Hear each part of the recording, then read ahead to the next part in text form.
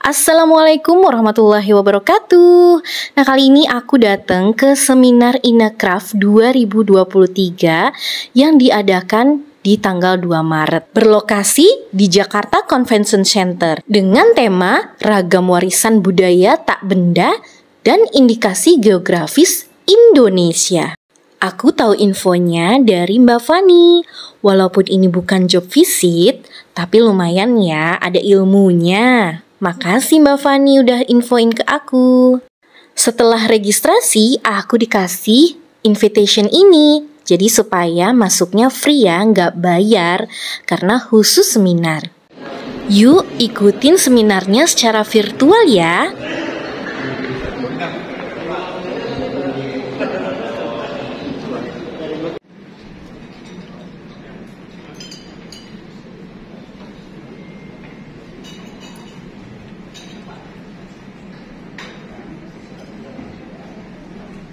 First of all, let us praise and thank to Stephanie to give the speech. Sambil acaranya dimulai, kami semua diperbolehkan untuk sarapan. Nah, ini aku ambil kue dan teh.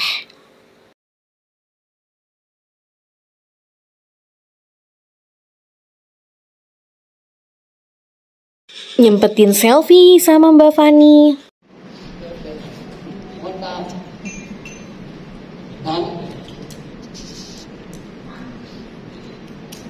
Alhamdulillah, terima kasih. Dalam rangka pameran kita ada konsep pavilion jelajah indikasi geografis. Terima kasih banyak. Baru tahun ini Pak, maka tahun ini banyak kali hal yang baru. Terima kasih kepada direktur atas pesan terus Pak Elham.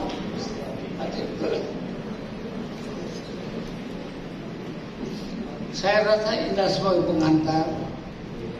Saya berharap sebagai ketua umum ini kita akan teruskan pembahasan. Tidak mungkin hari ini selesai karena baru pertama kali. Kita berangkat Inacraft tahun 1999. Udah sekian tahun, 20 tahun. Mulai berangkat, tapi alhamdulillah sekarang seluruh dan sudah mendunia. Siapa tahu kita bahas kalau cikal bakal dibantu Pak Profesor dan ini bisa bangkit bagaimana di Thailand, India. Kamu sekarang lebih hebat. Kita ketinggalan masih. Makanya ada mulai pelaku-pelaku seni dan budaya. Salah satunya adalah hadir hari ini juga ibu-ibu komunitas berkebaya. Mohon ibu-ibu berdiri, Bu. Ya, jadi kenapa mereka hadir ini? Karena memang kita lagi propose ya UNESCO berkebaya ini. Jadi ACP juga turut bersama komunitas yang lagi menggerakkan masalah kesadaran memahami warisan budaya tak benda. Nah, selamat pagi, salam sejahtera bagi kita semua. Yang saya hormati Dirjen Kebudayaan Kemendikbudristek RI Bapak Hilman Farid atau yang mewakili, Pak Dirjen Kekayaan Intelektual Kemenkumham RI Bapak Yusril Razilu MSI atau yang mewakili, Ketua Umum ACP Bapak Dr. Haji Muhsin. Mohon maaf kalau saya hanya membaca teks ini. Kemudian Bapak Ibu yang hari ini menjadi speaker pada pagi hari ini, saya ingin menyampaikan kenapa Pak Muhsin sendiri bingung siapa nama saya, karena tiba-tiba saya muncul di sini. Seharusnya hari ini yang hadir langsung adalah Bapak Gubernur Pak Andi Sudirman Sulaiman, tetapi beliau hari ini menghadiri acara Bapak Presiden yang mana agendanya juga bersamaan jam 9 pagi ini. Sehingga kami tiba-tiba diminta untuk mewakili, kebetulan stok yang ada di sini kebetulan kami. Jadi akhirnya kami mewakili beliau. Jabatan saya sebenarnya kalau mau dilihat dari background kegiatan seminar ini mungkin tidak ada korelasinya yang kuat, Pak, karena saya sebenarnya adalah Kepala Dinas Dukcapil dan saya juga adalah Kepala Dinas PLT Kepala Dinas Kominfo. Tetapi saya wajib untuk mewakili Pak Gubernur untuk menyampaikan apa kebijakan daripada pemerintah Provinsi Sulawesi Selatan berkaitan dengan warisan budaya tak benda ini. Kebetulan saya juga alhamdulillah ada Ibu Ima, beliau ini pakarnya khusus yang berkaitan dengan kebudayaan dan memang senantiasa menjadi partner bagi pemerintah Provinsi Sulawesi Selatan yang berkaitan dengan kebudayaan. Baik Bapak Ibu, saya mulai saja presentasi yang sudah disiapkan. Sulawesi Selatan menurut kami begitu kaya dengan berbagai potensi yang ada, termasuk juga dengan budaya, khususnya yang berkaitan dengan warisan budaya tak benda. Nah, kami mencontohkan beberapa tahun yang lalu sebelum pandemi, mungkin kita sering mendengar bagaimana Sulawesi Selatan mendapat kesempatan dengan naskah budaya yang begitu fenomenal, yaitu Ilagaligo. Nah, itu juga salah satu yang telah diakui oleh UNESCO, yang mana ini menjadi salah satu warisan budaya tak benda yang dimiliki oleh Sulawesi Selatan, yang mana naskah ini atau WTB Ilagaligo ini mengalahkan naskah terpanjang Mahabharata. Jadi kami mendapat pengakuan dari UNESCO bahwa Ilagaligo adalah naskah terpanjang daripada Mahabharata yang sebelumnya juga dikenal sebagai naskah yang terpanjang di Indonesia, di dunia. Bapak Ibu yang kami hormati, jadi pemerintah Sulawesi Selatan pada kesempatan ini juga memberikan apresiasi yang setinggi-tingginya, yang mana telah memberikan kesempatan pada tahun ini kepada Sulawesi Selatan menjadi ikon. Karena kenapa? Karena mungkin salah satu pertimbangannya adalah di mana Sulawesi Selatan begitu banyak budaya yang dimiliki, termasuk kerajinan yang kita miliki, sehingga tidak salah jika pada kesempatan atau pada tahun ini Sulawesi Selatan mengangkat subtema daripada Inacraft, yaitu The Authentic of South Sulawesi. Nah, ini juga di Authentic of South Sulawesi ini merupakan korelasi yang signifikan daripada budaya dan tentu saja kerajinan yang dimiliki oleh Sulawesi Selatan. Nah, pada kesempatan kali ini Sulawesi Selatan dengan ikon pinisi yang kita lihat di Pavilion Sulawesi Selatan, yang mana pinisi ini juga adalah merupakan pengakuan daripada UNESCO salah satu WTB, warisan budaya tak benda.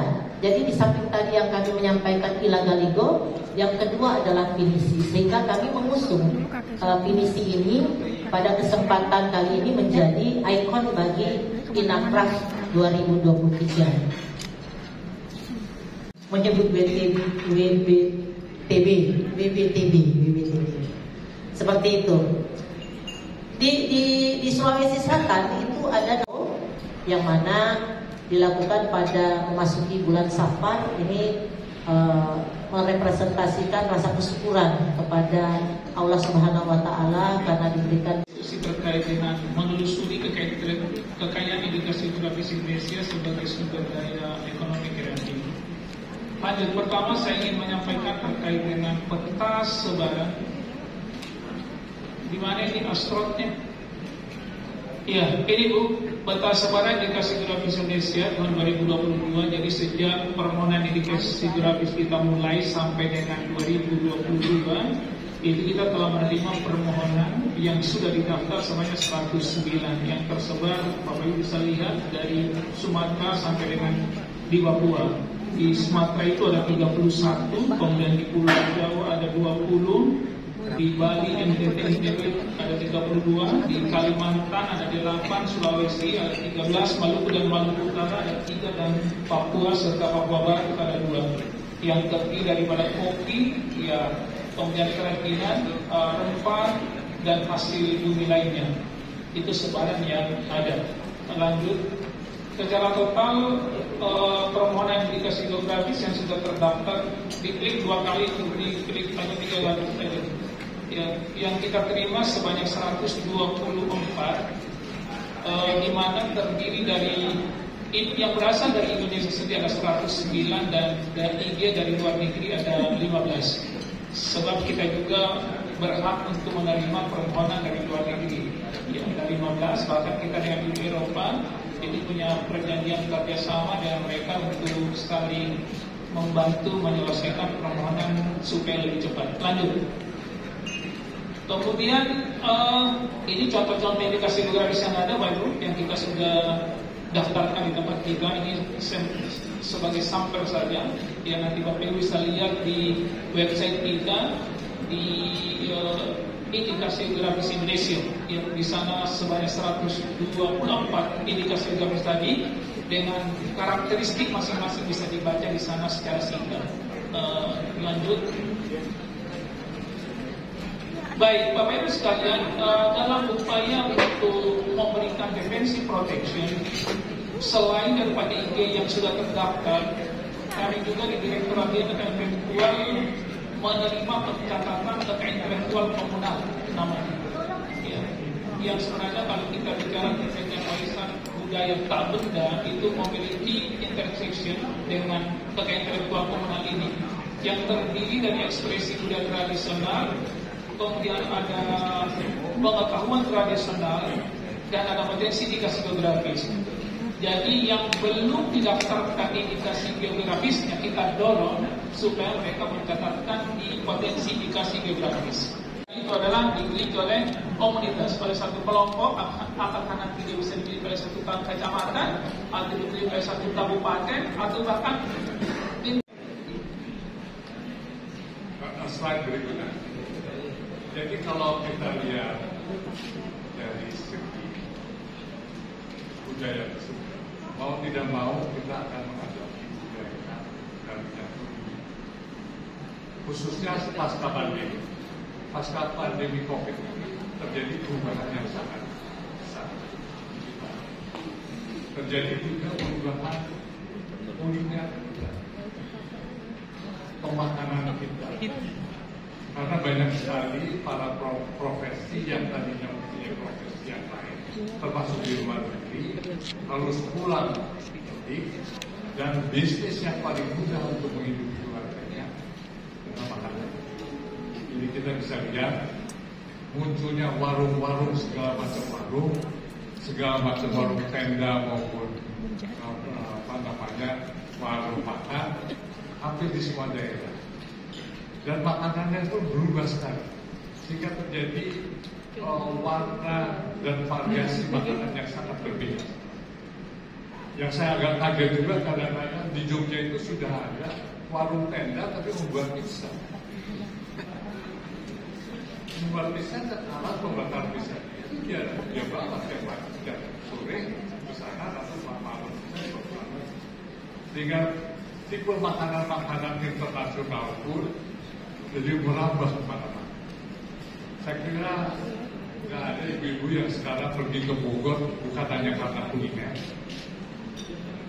Pergi ke Bogor aja kuliner. Saya dengar teman saya naik mobil hanya ke Cirebon untuk makan gentong. Apalagi sekarang ini dengan tumbuhnya jalan raya yang luar biasa. Orang ke Cirebon 2 jam sudah sampai, karena dari Jakarta sampai ke Kebayoran pun kadang-kadang macet 2 jam juga.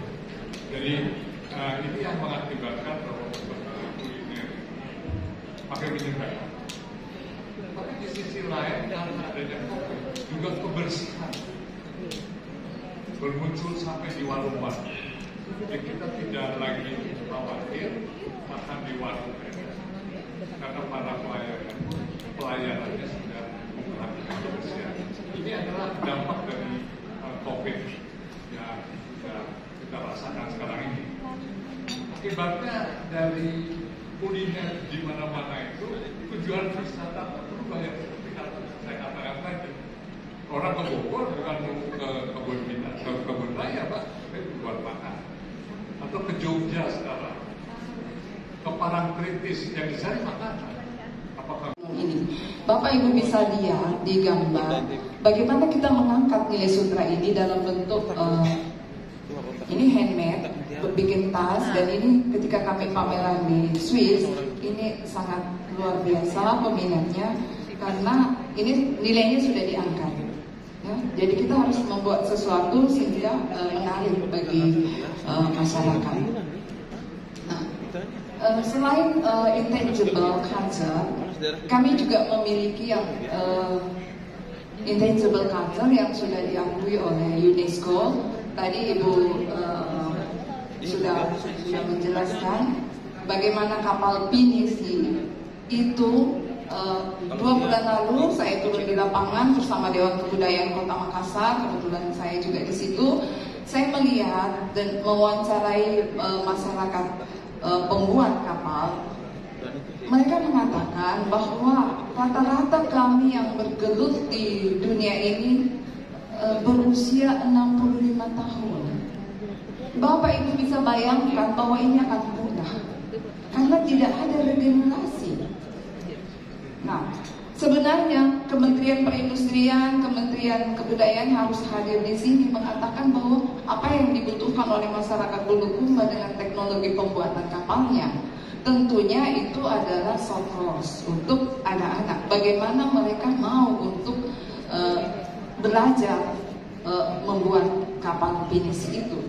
Dan ada hubungannya dengan Kementerian Hukum dan HAM bahwa kemudian ini akan menjadi kapal pinisi buatan Kalimantan. Sebentar lagi kapal pinisinya Singapura, sebentar lagi Jepang, sebentar lagi Amerika. Ini yang kami takutkan. Karena melihat kondisi di lapangan seperti itu. Nah, ini gambar kapal pinisi. Nah, ketika kami melakukan ini, harganya di atas 1M sampai 10M kalau diperbaiki, dibikin di dalamnya lebih diperbaiki lagi. Dan inilah yang menjadi pride Sulawesi yang kami harus jaga dan kami harus lestarikan terus. Nah, selain itu kami juga memiliki budaya yang sangat dan sudah mendapatkan WBTP secara nasional, yaitu upacara Rabu Solo di Toraja. Bapak Ibu bisa bayangkan bahwa sebuah upacara yang harus dibangunkan area upacara itu kadang memakan saya nggak mendefinisikannya karena ini udah tingkatnya advance semua bank dasar yang harus saya sampaikan. Jadi karena ini di hulunya, maka kita mengurus tentang tata kelolanya, urusin dulu pendataannya, pendaftarannya. Jadi diawali tentunya dengan pendaftaran. Pendaftaran ini semua memang selama ini yang menjadi adminnya itu di daerah-daerah adalah itu dari pemerintah daerah seluruh Indonesia yang mengurus budaya di daerah. Jadi didaftarkan dulu semua warisan budaya tak bendanya yang ada di daerah-daerah. Nah, kemudian baru dicatatkan di dalam dosier, di dalam kalau dosier itu UNESCO-nya, tapi ya di dalam pendaftaran itu kan semuanya tentang mulai dari namanya, kemudian nama lainnya, gitu ya, dalam bahasa lainnya, kemudian deskripsinya, asal usulnya, kemudian yang paling penting adalah komunitasnya, siapa ini yang mendukung dari sebuah warisan budaya tak benda, siapa pelakunya, gitu. Maestronya itu juga penting, gitu. Karena tadi saya katakan bahwa ini nanti akan bicara tentang kehilirnya itu nanti pastinya ada nanti lebih lanjut. Nah, slide berikutnya itu tentang dasar hukumnya. Tadi saya juga bisik-bisik sama Prof. Saya bilang, memang kita ya gitu. Jadi anaknya duluan lahir, baru induknya gitu. Jadi memang tema warisan budaya tak benda ini kenapa gitu, definisi warisan budaya tak benda ini sebenarnya karena kita pertama awalnya meratifikasi konvensi 2003 tentang intangible safeguarding intangible cultural heritage ya. Jadi sebenarnya kalau kita bicara tentang konvensi ini lebih kepada bagaimana dan siapa yang akan menjamin keberlanjutan dari warisan budaya tak benda tersebut. Jadi bukan masalah asal usul, kemudian bukan masalah tadi kalau misalnya ini itu melindungi hukum ya, gitu. Tetapi siapa perlindungan secara hukum. Tetapi justru kalau di konvensi ini siapapun seharusnya sebagai warga dunia peduli terhadap warisan budaya. Jadi artinya apa? Kalau misalnya ada negara, komunitas yang peduli dan dia merasa ikut bertanggung jawab, itu yang diapresiasi. Nah, kemudian kita meratifikasi konvensi ini, sehingga harus punya aturan karena kita sebagai negara pihak yang meratifikasi konvensi ini, sehingga apa aturannya? Tiap negara-negara pihak itu harus mempunyai inventory gitu tentang data warisan budaya tak bendanya, sehingga itulah yang didorong oleh Ditjen Kebudayaan dari tahun 2000.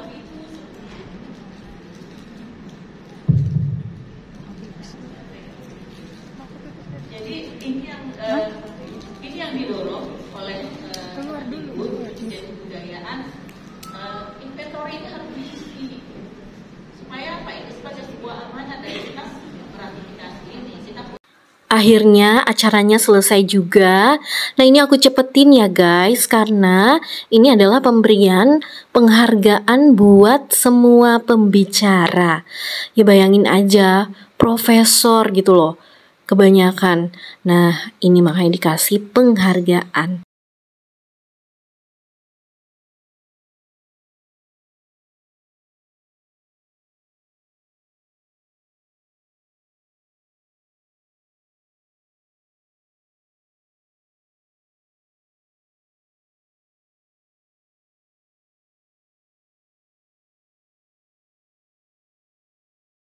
Lanjut ke acara makan siang di ruangan sebelah nih guys. Coba dilihat. Wow, mewah ya, seperti hotel. Lihat aja tuh tampilan ininya, penyajiannya, setiap meja dan makanannya itu nggak perlu diragukan lagi. Enak-enak banget semuanya pokoknya. Tuh.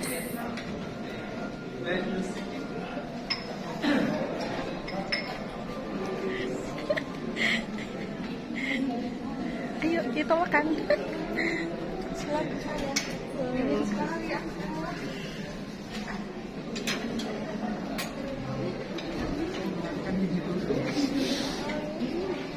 Aku yang kedinginan semua kedinginan. Iya.